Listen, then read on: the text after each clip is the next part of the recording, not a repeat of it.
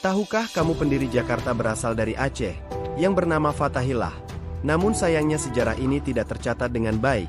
Yang tercatat dalam sejarah kitab Fathahillah merupakan utusan kerajaan Demak, Cirebon. Jakarta yang dulunya bernama Sunda Kelapa dan dikuasai oleh Portugis, kemudian dibebaskan oleh Fathahillah dan diganti namanya menjadi Jayakarta yang sekarang kita kenal Jakarta. Meskipun pengaruhnya sangat besar terhadap Jakarta, namun namanya nyaris tak terdengar.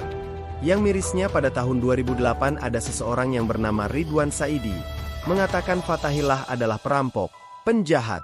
Namun tudingan tersebut terbantahkan karena ada catatan dari Baros bahwa Fathahillah berasal dari Pasai, Aceh Utara, yang kemudian pergi meninggalkan Pasai ketika daerah tersebut dikuasai Portugis.